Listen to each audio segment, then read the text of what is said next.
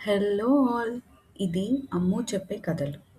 ప్రేమ నుండి భయం వరకు, రహస్యం నుండి ఆనందం వరకు అన్ని కథలు వినేద్దామా? మరో సరికొత్త ప్రణయ కావ్యాన్ని వినేద్దామా? వచ్చేయండి.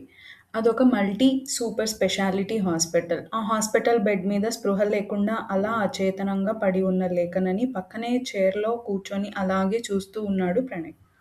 లేఖనిని చూస్తున్న ప్రణయ్ కళ్ళల్లో ఎంతో బాధ స్పష్టంగా కనిపిస్తోంది. ఎందుకింత తెలివి తక్కువ పని చేశావు లేఖనా? ఆ రోజు నేను చెప్పిన మాట ఒక్కసారి విని ఉంటే ఈరోజు నీకీ పరిస్థితి వచ్చేది కాదు కదా! కాసేపటికి లేఖన కళ్ళు తెరిచింది.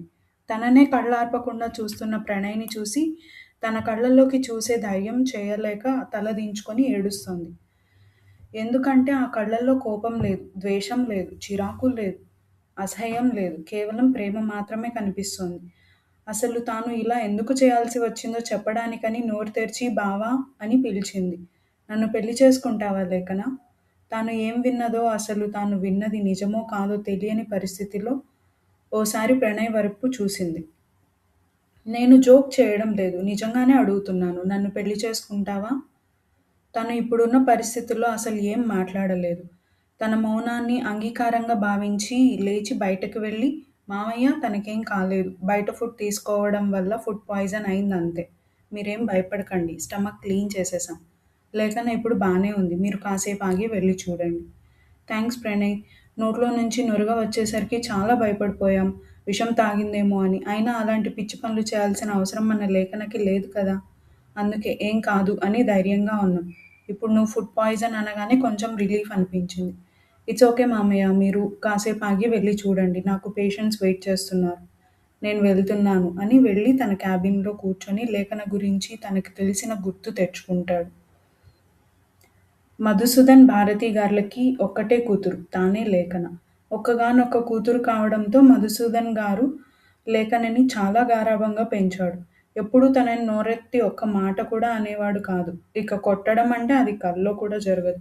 ఎవరైనా గారాబంగా పెంచి స్వేచ్ఛగా వదిలేస్తే అల్లరి చిల్లరగా తిరగడం, అర్థం పర్థం లేకుండా మాట్లాడడం, పొగరుగా ఉండటం లాంటి లక్షణాలు వస్తాయి.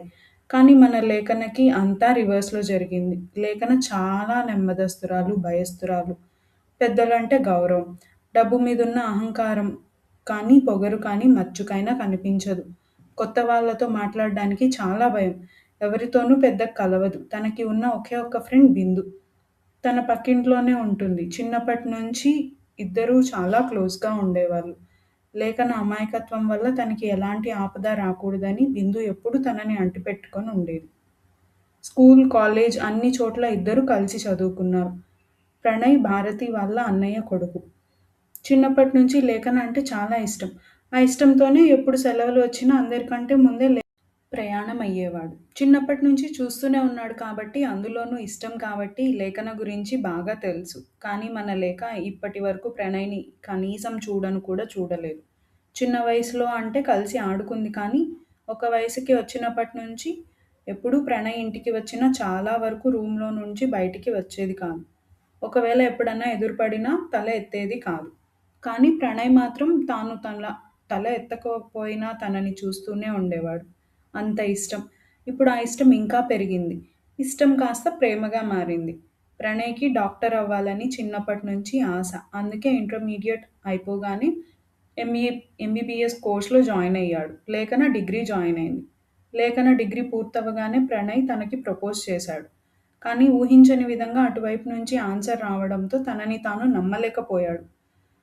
ప్రణయ్ కూడా లేఖన నుంచి ఒక సమాధానం ఊహించాడు. మా నాన్న ఇష్టమే నా ఇష్టం అని మాట వస్తుందని. కానీ నేను ఒకరిని ప్రేమిస్తున్నాను అనే సమాధానం లేఖన నోటి నుంచి వస్తుందని కల్లో కూడా ఊహించలేదు. నేను నమ్మను లేఖన. నీ గురించి నాకు బాగా తెలుసు. ఒకరితో మాట్లాడాలంటేనే భయపడేదానివి. ఒకరిని ప్రేమించావంటే నేనెలా నమ్మాలి? నీకు నేనంటే ఇష్టం లేకపోతే చెప్పు. అంతేకానీ ఇలా అబద్ధాలు చెప్పకు ప్లీజ్. లేదు బావ నేను నిజంగానే ప్రేమిస్తున్నాను. అతనెవరో కాదు విరాజ్. విరాజ్ గురించి ప్రణయ్‌కి బాగా తెలుసు. అందుకే వాడు మంచివాడు కాదు అని లేఖనని కన్విన్స్ చేసే ప్రయత్నం చేశాడు. కానీ తానే అబాసు పాలయ్యాడు. బావని మనసులో ఏముందో నువ్వు చెప్పావు. నా మనసులో ఏముందో నీకు చెప్పాను. అయిపోయింది. విరాజ్ గురించి తప్పుగా మాట్లాడి నీ మీద ఉన్న మంచి అభిప్రాయాన్ని పోగొట్టుకోకు అని వెనక్కి తిరిగి చూడకుండా వెళ్ళిపోయింది. అసలు నువ్వేనా లేఖన మాట్లాడింది? ఇంత మార్పు నీలో నేను అస్సలు ఊహించలేదు. నాకు తెలిసిన లేఖన ఇది కాదు. ఇక్కడ ఉన్నది ఎవరో. బిందుతో మాట్లాడాలి. అసలేం జరిగిందో తనకు మాత్రమే తెలుసు అని బిందుకి ఫోన్ చేసి అడ్రస్ చెప్పి కలవమన్నాడు. చెప్పు ప్రణయ్, మాట్లాడాలి అన్నావు? లేఖన గురించి బిందు. అసలు నేను చూస్తున్నది లేఖనేనా? అసలు ఆ మాటలు లేఖనవి కావు. నువ్వు చూస్తుంది నువ్వు ప్రేమించిన నీ మరదలు లేఖనానే. కానీ తాను ఇప్పుడు చాలా మారిపోయింది. అలా మార్చేశాడు ఆ విరాజ్. వాడు మంచివాడు కాదు అన్నందుకు చిన్నప్పటి నుంచి ఏ రోజు నా మాట కాదన్నని మనిషి ఈరోజు నాతో మాట్లాడడం తగ్గించింది. ఏదో ముభావంగా మాట్లాడాలి కాబట్టి మాట్లాడుతున్నాను అనేలా మాట్లాడుతుంది. వాడి వల్ల లేఖనకి ఎలాంటి పరిస్థితి వస్తుందో అని భయపడి విరాజ్‌ని కలిసి మాట్లాడాను. వాడు చాలా తెలివిగా మాట్లాడాడు. నీకు చేతనైతే నీ ఫ్రెండ్ నాతో మాట్లాడకుండా చెయ్యి అని పొగరుగా చెప్పాడు. అప్పుడు నాకు అర్థమైంది లేఖన మనం చెప్తే వినే స్టేజ్ దాటిపోయిందని. కానీ దాని మీద ఉన్న ఇష్టంతో అది ఏ ప్రమాదంలో పడకూడదని ఎప్పుడూ తన వెంటే ఉంటున్నాను. నన్ను కాదు అన్నందుకు నాకు బాధ లేదు బిందు. ప్రేమించిన వాడిగా తాను ఎక్కడున్నా, ఎవరితో ఉన్నా సంతోషంగా ఉండాలని కోరుకుంటాను. కానీ వాడితో అంటే లేఖన సంతోషంగా ఉండదు. అసలు వాడు తనని ప్రేమించలేదు. వాడి గురించి తెలిసిన ఎవరైనా ఈ విషయం కళ్ళు మూసుకొని చెప్తారు. కానీ లేఖనకి ఎందుకు అర్థం కావడం లేదు? అది అంత అమాయకురాలు కాబట్టే ఎవరితో కాసేపు కూడా ఫ్రీగా మాట్లాడలేని లేఖనని ఆ విరాజ్ చాలా తెలివిగా దాన్ని వీక్‌నెస్ వాడుకొని తన వైపు తిప్పుకున్నాడు ప్రణయ్. ఇప్పుడు నాకు చాలా భయంగా ఉంది. దాని జీవితం ఏమైపోతుందా అని. నువ్వు భయపడకు బిందు. ఇంకోసారి తనకు చెప్పి చూద్దాం. చెప్పడం వేస్ట్ ప్రణయ్. చెప్పాను కదా! ఒకరు చెప్తే వినే స్టేజ్ దాటిపోయింది. ఇప్పుడు మనం ఏమైనా చెప్పాలని చూస్తే మనతో ఇప్పుడు మాట్లాడినట్టు కూడా మాట్లాడదు. నువ్వు అంతగా బాధపడుతున్నావు కాబట్టి నేనో సలహా చెప్తాను విను.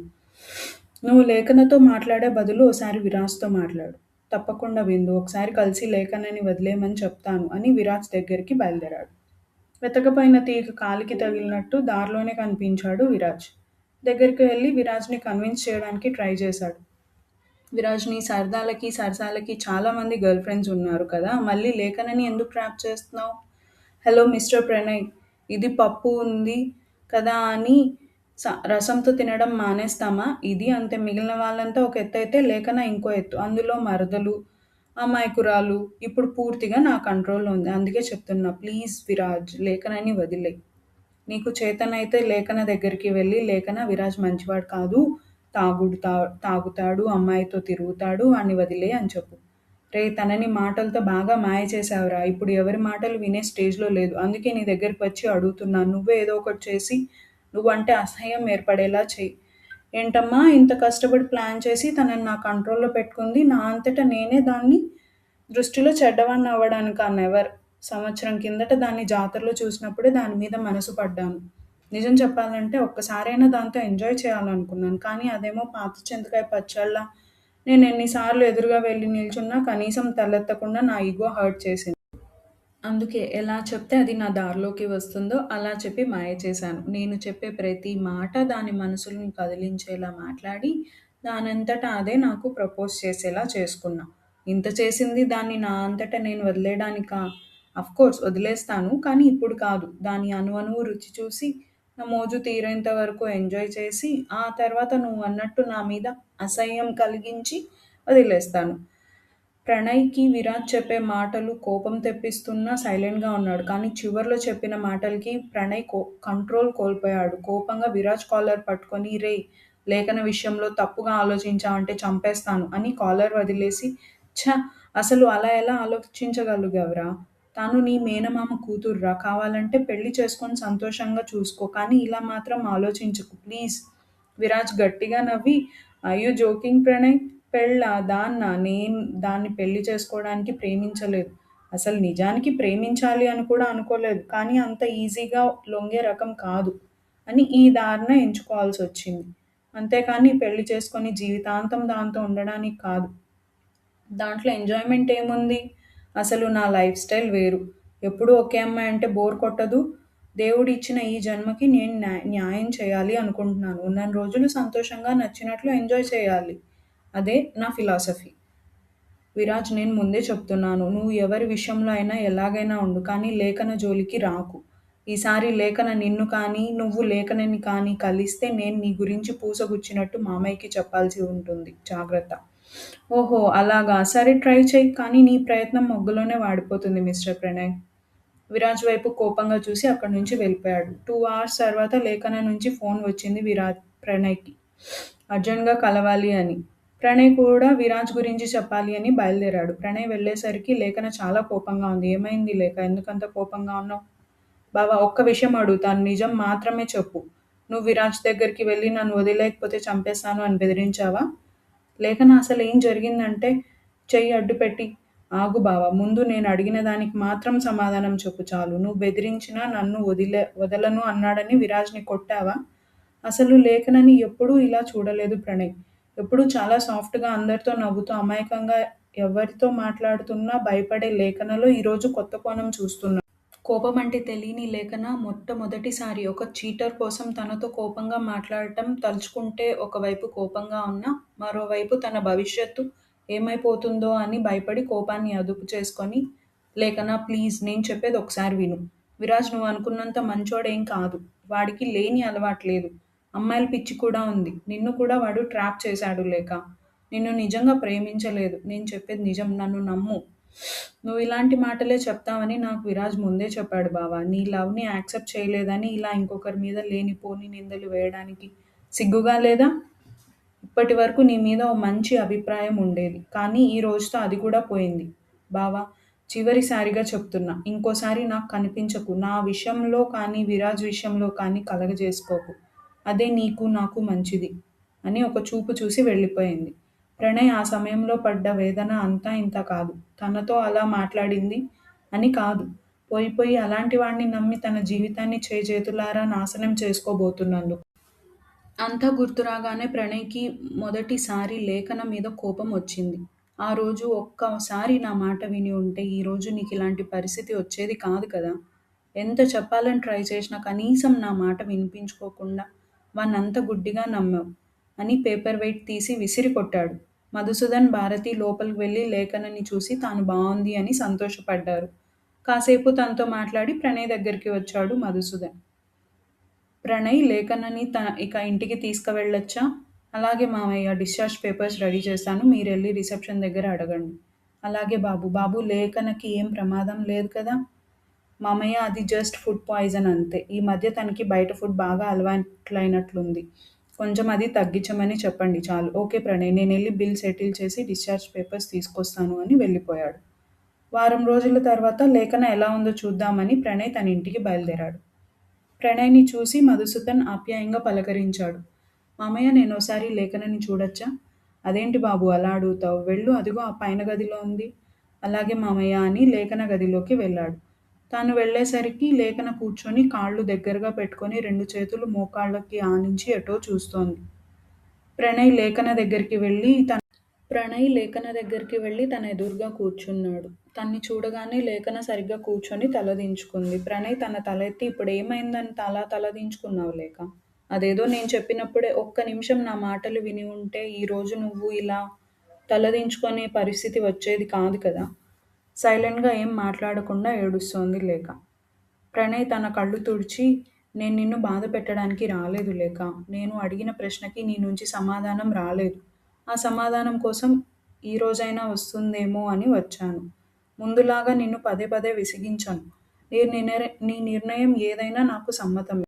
నేను వర్జిన్ కాదు బావా. నీకు ట్రీట్మెంట్ చేసింది నేనే. ఆ విషయం నాకు తెలుసు. ఇప్పుడు నీ నుంచి కావాల్సిన ఆన్సర్ అది కాదు. ఒకవేళ అదే నీకు ప్రాబ్లమ్ అయితే దాని గురించి ఆలోచించకు. ఇంకేదైనా ప్రాబ్లమ్ ఉంటే చెప్పు. ఇప్పుడు కూడా లేఖన సైలెంట్‌గానే ఉంది. సైలెంట్‌నే నీ అంగీకారంగా అనుకోవాల్సి వస్తుంది లేఖన. నేను వెళ్ళి మామయ్యతో మాట్లాడతాను. అని లేఖన ఏం మాట్లాడకపోయేసరికి కిందకి వెళ్ళి మధుసూదన్‌తో మాట్లాడాడు. మామయ్య నేను లేఖనని పెళ్లి చేసుకోవాలి అనుకుంటున్నాను. ఇప్పుడు లేఖనతో అదే విషయం మాట్లాడి వస్తున్నాను. తనకు కూడా ఇష్టమే అని చెప్పింది. మీకు ఇష్టమైతే నిశ్చితార్థానికి మంచి ముహూర్తం పెట్టిస్తాము. మీరేమంటారు మామయ్య? నీలాంటి యోగ్యుడు నా బంగారు తల్లికి భర్తగా వస్తాను అంటే ఎవరైనా కాదంటారా ప్రణయ్? ముందు మాతో మాట్లాడకుండా అమ్మాయి అభిప్రాయానికి విలువిచ్చావు చూడు అక్కడే తెలుస్తుంది నీ వ్యక్తిత్వం. నాకు ఎలాంటి అభ్యంతరం లేదు. మంచి ముహూర్తం పెట్టించి నేను చెల్లాయికి కాల్ చేస్తాను. చాలా థాంక్స్ మామయ్య అని ప్రణయ్ వెళ్ళిపోయాడు. ప్రణయ్ వెళ్ళిపోయాక లేఖన విరాజ్ తనని ఎలా మోసం చేశాడో తలుచుకొని బాధపడుతూ ఉంది. ప్రణయ్ ఎంత చెప్పినా వినకుండా లేఖన విరాజ్‌ని గుడ్డిగా నమ్మింది. ఆఖరికి చిన్నప్పటి నుంచి తనకి సంబంధించిన ప్రతి విషయం షేర్ చేసుకొని బిందుతో కూడా మాట్లాడడం మానేసింది. చదువు ఆపేస్తే విరాజ్‌ని కలవడం కుదరదు అని డిగ్రీ అయిపోయాక పీజీ చేయాలని మధుసూదన్‌ని ఒప్పించి మరీ కాలేజ్‌లో జాయిన్ అయ్యింది. బిందు వాళ్ళ నాన్న ఒప్పుకోకపోవడంతో తాను అంతటితోనే చదువు ఆపేసింది. అయినా బిందు లేఖనని వదల్లేదు. చాలా సార్లు విరాజ్ గురించి తనకి అర్థమయ్యేలా చెప్పడానికి ట్రై చేసింది. దాంతో లేఖన బిందుని కూడా అవాయిడ్ చేసేది. ఫోన్ చేస్తే కట్ చేయడం, ఎదురు పడితే తప్పుకొని వెళ్ళడం, ఇంటికి వస్తే నిద్రపోతున్నట్లు నటించడం, ఇలా బిందుని దూరం చేసుకుంది. విరాజ్‌ని నమ్మి అందరిని దూరం చేసుకుంది. సండే క్లాస్‌లని, ఈవినింగ్ ఎక్స్‌ట్రా క్లాస్‌లని ఏదో ఒక సాకు చెప్పి మధుసూదన్‌కి అనుమానం రాకుండా చూసుకునేది. అది కూడా విరాజ్ మాయనే. తనిప్పుడు కొత్తగా జాబ్‌లో జాయిన్ అయ్యాను. ఇంకో 2 ఇయర్స్‌లో మంచి పొజిషన్‌లోకి వచ్చాక నేనే వచ్చి మామయ్యతో మాట్లాడతాను. అప్పటి వరకు మన ప్రేమ విషయం ఇంట్లో చెప్పకు అని లేఖనని నమ్మించాడు. నిజానికి వేరే అమ్మాయి అయితే విరాజ్‌కి లొంగదీసుకోవడం ఇంత కష్టంగా ఉండేది కాదు. బలవంతంగానో, బెదిరించో తన దారిలోకి తెచ్చుకొని తాను అనుకున్నట్లు ఎంజాయ్ చేసేవాడు. కానీ లేఖన మామయ్య కూతురు. అందులో ఏ అమ్మాయి మీద కలగని ఫీలింగ్ లేఖన మీద కలిగింది. అందుకే తనంత తానే సంతోషంగా మనస్ఫూర్తిగా తనకి దగ్గరవ్వాలి అనుకున్నాడు. అందుకే ఇన్ని కష్టాలు కూడా. ఇప్పటికి 2 సంవత్సరాలైనా లేఖన విషయంలో ఏ మాత్రం ఇంప్రూవ్‌మెంట్ లేదు. ఏ అమ్మాయినైనా నెల రోజుల్లో తన పక్కలో చూసేవాడు. అలాంటిది లేఖన ఎప్పుడు ఏం అడిగినా నాన్నతో మాట్లాడు, పెళ్ళయ్యాక నీ ఇష్టం అంటుంది. అందుకే విరాజ్ లేఖన విషయంలో అంత పట్టుదలగా ఉన్నాడు. ఎలాగైనా తనని ఒప్పించాలి అని అందుకే ఒక స్టెప్ ముందుకు వేశాడు. ఒకరోజు లేఖనకి ఫోన్ చేసి, లేఖన ఒకసారి నిన్ను చూడాలనిపిస్తోంది. నిన్ను చూస్తే నీతో మాట్లాడాలనిపిస్తుంది. ఇప్పటికి మనం కలుసుకొని మాట్లాడి వారం పైనే అవుతోంది. ప్రతి క్షణం నువ్వే గుర్తొస్తున్నావు. ఎటు చూసినా నువ్వే కనిపిస్తావు. తీరా వెళ్ళి చూస్తే మాయమవుతావు. పిచ్చి పట్టేలా ఉంది. ఒకసారి కలవా ప్లీజ్ అని లేఖని నమ్మేలా మాట్లాడాడు. వాడి మాటలు పిచ్చిదానిలా ముందు నుంచే నమ్ముతూ ఉండడం వల్ల, సరే విరాజ్ అంటూ తను ఉంటున్న ఫ్లాట్‌కి వెళ్ళింది. మొదటిసారి భయంగా వెళ్ళినా విరాజ్ చాలా డీసెంట్‌గా బిహేవ్ చేయడంతో తర్వాత చాలా సార్లే వెళ్ళింది. కానీ ఇప్పుడు పరిస్థితి వేరు అని తనకు తెలీదు పాపం. లోపలికి వెళ్ళేసరికి టీవీలో మంచి రొమాంటిక్ సాంగ్స్ వస్తున్నాయి. కాదు వచ్చేలా విరాజ్ డీవీడీ ప్లే చేశాడు. లోపలికి వెళ్ళగానే ముందులాగా చాలా డీసెంట్‌గా బిహేవ్ చేశాడు. టీ తీసుకువచ్చి ఇచ్చి పక్కనే కూర్చొని తనకి మాయమాటలు చెప్పడం మామూలే. లేఖనా నువ్వు ప్రణయ్‌ని బావ అని పిలుస్తావు. నేను కూడా నీకు బావనే కదా! మరి నన్నెందుకు విరాజ్ అని పిలుస్తావు? అతను నాకు చిన్నప్పటి నుంచి పరిచయం. మొదటి నుంచి బావ అనే పిలుపు నాకు అలవాటయింది విరాజ్. కానీ నువ్వు నాకు ఈ మధ్యనే కదా పరిచయం అందుకే అలా పిలవలేకపోతున్నా. లేఖనని అలా మాటల్లో పెట్టి మంచి టైం కోసం చూస్తున్నాడు. ఈసారి ఓ స్టెప్ ముందుకు వేశాడు కదా! టీవీలో మంచి రొమాంటిక్ సీన్ వస్తుంటే మెల్లగా తన చెయ్యి అందుకున్నాడు. విరాజ్ చెయ్యి పట్టుకునేసరికి లేఖన అలాగే చూస్తుంటే తన చూపుతో జత కలిపాడు. ఆ చూపులో కామం కొట్టొచ్చినట్లు కనిపిస్తోంది. ఆ విషయం ఎవరికైనా ఇట్లే అర్థమవుతుంది. కానీ మన పిచ్చిది దాని ప్రేమ అని మోసపోతోంది. అలా చూస్తూ మెల్లిగా తన మొహాన్ని లేఖన మొహానికి దగ్గరికి తీసుకువచ్చాడు. లేఖన విరాజ్ చూపుతో మోసపోవడం ఒక ఎత్తైతే టీవీలో మంచి రొమాంటిక్ సాంగ్ రావడం విరాజ్‌కి ప్లస్ అయింది. తాను అంత దగ్గరగా వెళ్ళినా లేఖనలో ఎలాంటి మూమెంట్ లేకపోయేసరికి విరాజ్ ఇదే మంచి సమయం అనుకొని లేఖన పెదాలపైన ముద్దు పెట్టుకున్నాడు. అప్పటికి కానీ అర్థం కాలేదు లేఖనకి విరాజ్ ఏం చేశాడు అని. విరాజ్‌ని గట్టిగా తోసి అటువైపు తిరిగింది. అప్పటికే టెన్షన్‌తో ఒళ్ళంతా చెమటలు పట్టేశాయి. కాళ్ళు చేతులు ఆడడం లేదు. గొంతు కూడా పుడుకుపోతోంది. విరాజ్ దీన్ని ఛాన్స్‌గా తీసుకొని రొమాన్స్ డోస్ ఎక్కువగా ఉండే సాంగ్స్‌ని ప్లే చేశాడు. మెల్లిగా లేఖన దగ్గరికి వచ్చి అటు తిరిగి ఉన్న తన భుజాలు పట్టుకొని తన వైపుకు తిప్పుకున్నాడు. అప్పటికే తన కళ్ళల్లో నీళ్లు తిరిగాయి. తప్పు చేశాను విరాజ్. నేనిక్కడికి రాకుండా ఉండాల్సింది. నువ్వేం తప్పు చేయలేదు లేఖన. అయినా మనమిద్దరం ప్రేమించుకున్నాం. త్వరలో పెళ్లి చేసుకోబోతున్నాం. అలాంటిది ఇది తప్పెలా అవుతుంది? నేను మనిషిగా నాకు కూడా కొన్ని చిన్న కోరికలుంటాయి. ప్రేమించిన అమ్మాయితో సరదాగా అలా బయట తిరగాలి. పార్క్‌లో రోజూ కలుసుకొని లాంగ్ డ్రైవ్‌లకి వెళ్ళాలి. ఇదిగో ఇలా చిలిపి పనులు చేయాలి. కానీ నువ్వేమో బయట తిరిగితే నాన్న చూస్తారు, పార్క్‌లో ఫ్రెండ్ చూస్తారు అని ఇక్కడ కలుస్తున్నావు. అటు చూడు అని టీవీ చూపించాడు. మ్యూజిక్ మీద ఇంట్రెస్ట్‌తో సాంగ్స్ పెట్టుకుంటే ఇలాంటి సాంగ్స్ వచ్చినప్పుడు నాకెలా ఉంటుందో తెలుసా? ఇవన్నీ నీకర్థం కావు. ఎప్పుడు అలా పాత చింతకాయ పచ్చడిలాగా ఉండటమేనా? పీజీ చేస్తున్నావు. నీకు ఇంకా బయట ప్రపంచం గురించి తెలీదు. ఒకసారి నువ్వే చూడు అందరు లవర్స్ ఎలా ఉన్నారో. కానీ నేనే 2 ఇయర్స్ నుంచి ప్రేమిస్తున్నా ఒక్క ముద్దు కూడా లేదు అని బాధపడుతూ నటించేశాడు. జీవించేశాడు. దాన్ని నిజమని నమ్మి ఓసారి తన ఫ్రెండ్ చెప్పిన మాటలు గుర్తు చేసుకుంది. తను తన బాయ్ ఫ్రెండ్‌తో డేట్‌కి వెళ్ళాలని, చాలా బాగా ఎంజాయ్ చేశామని, ప్రేమలో ఉన్నప్పుడు ఇలాంటివన్నీ మామూలే అని చెప్పింది. ఈ రోజుల్లో ఒక ముద్దు, ఒక హగ్‌తో ప్రేమ బలపడుతుంది. అలా చేస్తే తప్పేం లేదు. పైగా అతనికి మన మీద ప్రేమ ఇంకా పెరుగుతుందని మరో అమ్మాయి కన్నెత్తి కూడా చూడడు. ఎలాగైనా పెళ్లి చేసుకోబోయే వాడే కదా! మనకు కూడా పెళ్ళికి ముందు కొన్ని మెమరీస్ ఉండాలి అని తన పీజీ ఫ్రెండ్ సుధా చెప్పిన మాటలు గుర్తు చేసుకుంది. ఇప్పుడు విరాజ్ మాటలు నమ్మి నిజమే నేను అనవసర భయాలతో విరాజ్‌కి ఇప్పటి వరకు ఒక హగ్ కూడా ఇవ్వలేదు. అందరు లవర్స్‌ని చూసినప్పుడల్లా తాను కూడా అనుకొని ఉంటాడు కదా! తాను నాతో ఇలా ఉండాలి, అలా ఉండాలి అని. అలా ఆలోచిస్తూ టీవీ వైపు చూసింది. అక్కడ వస్తున్న సీన్ చూసి ఆలోచనలో పడింది.